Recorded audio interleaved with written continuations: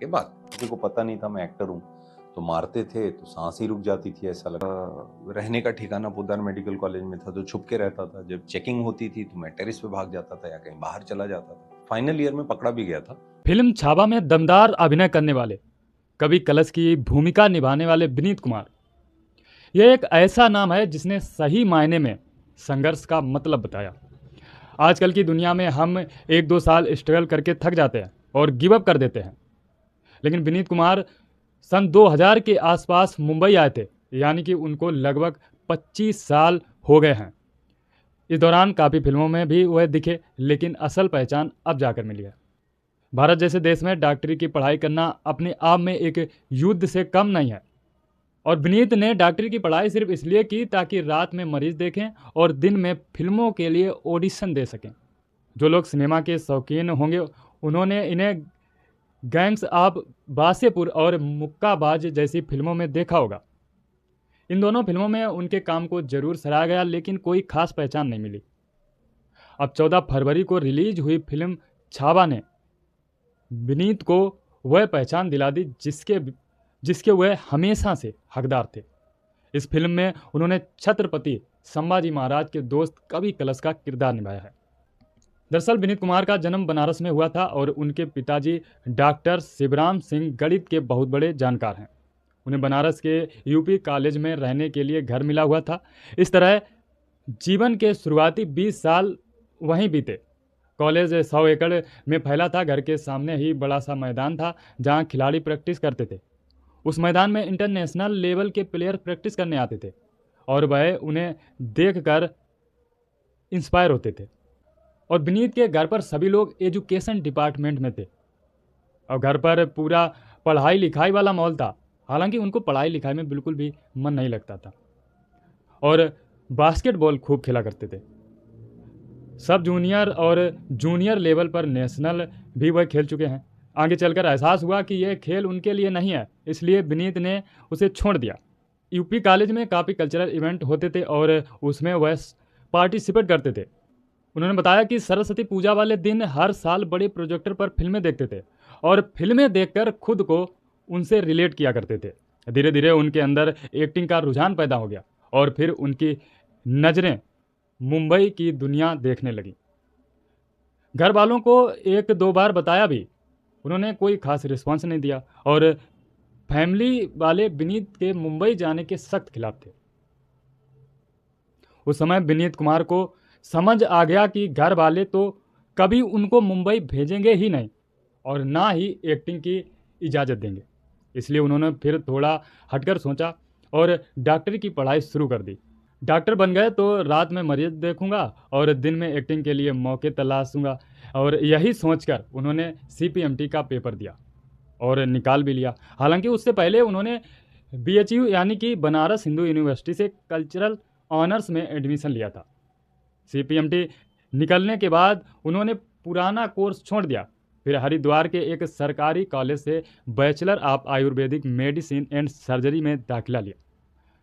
बनारस और लखनऊ में कॉलेज मिल रहे थे, लेकिन वह ऐसी जगह रहना चाहते थे जहां से दिल्ली नज़दीक हो, और फिर वह हफ्ते में एक दिन हरिद्वार से दिल्ली ट्रेवल करते थे। दिल्ली इसलिए क्योंकि NSD national school of drama है और वह हर हफ्ते NSD जाकर प्ले और ड्रामा देखा करते थे।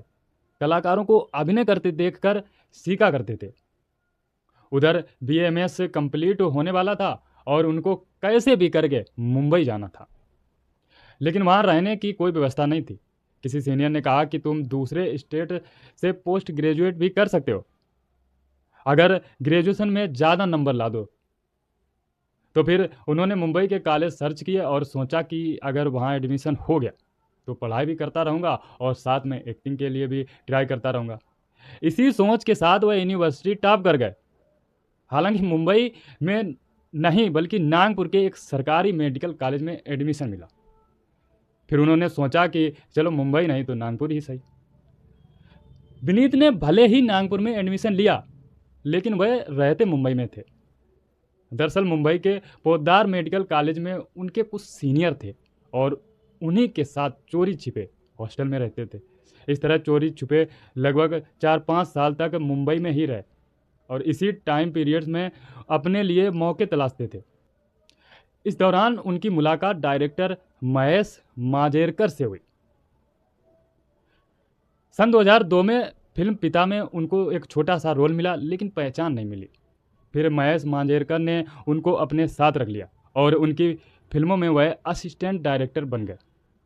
वहाँ से बहुत सारी चीज़ें सीखने को मिली। इस दौरान वह बस यही कोशिश करते थे कि कैसे भी करके बस लोगों की नज़रों में आ जाऊं।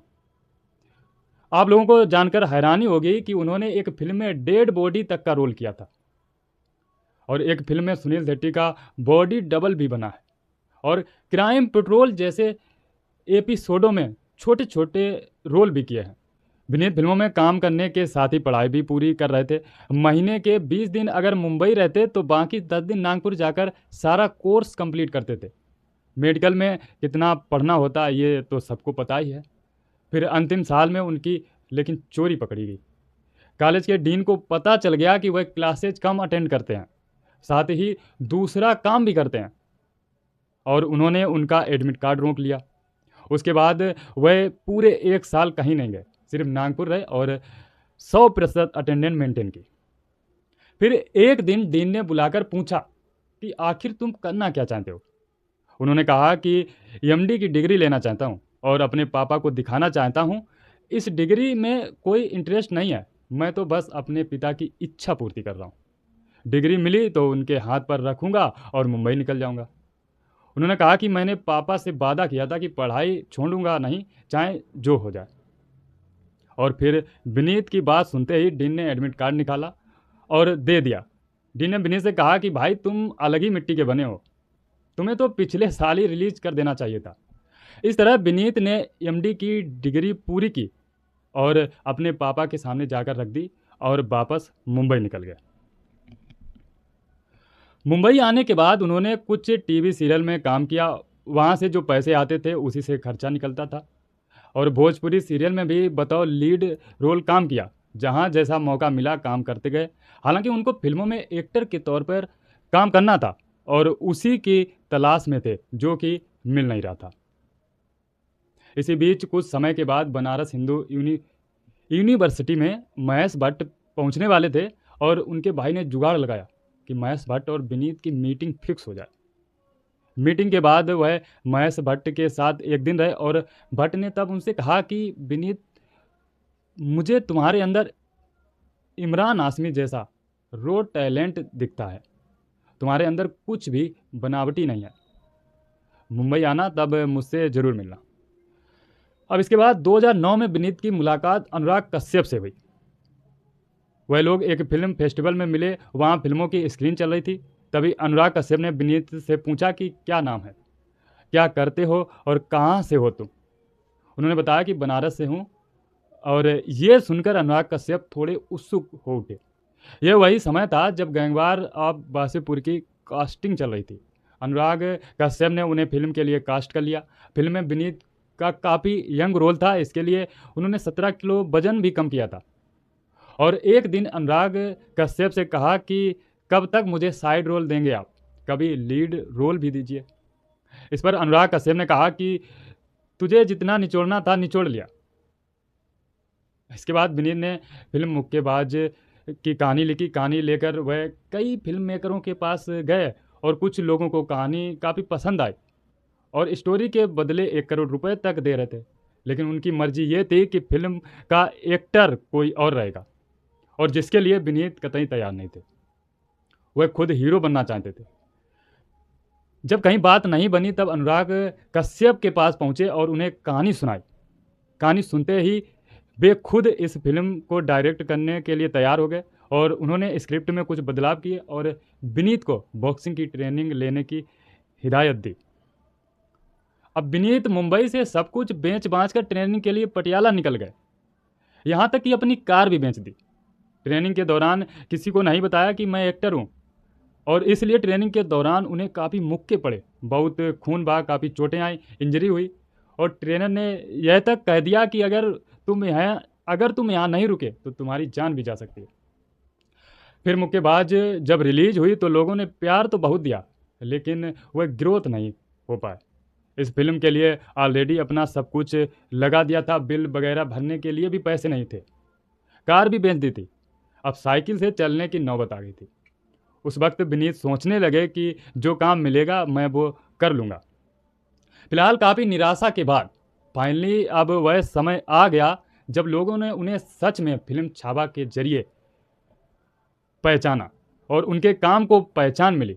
उन्हें मॉस लेवल पर लोगों ने प्यार दिया। कभी कलश के रोल में ढलने के लिए विनीत महाराष्ट्र के तुलापुर भी गए और यहाँ पर छत्रपति संभाजी महाराज और कभी कलश जी की समाधि स्थल है।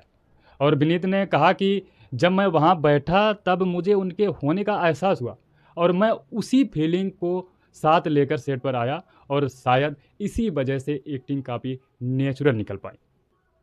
तो विनीत कुमार की एक्टिंग को लेकर आप लोगों की क्या राय है? अपनी राय कमेंट बॉक्स में ज़रूर दीजिएगा। नमस्कार।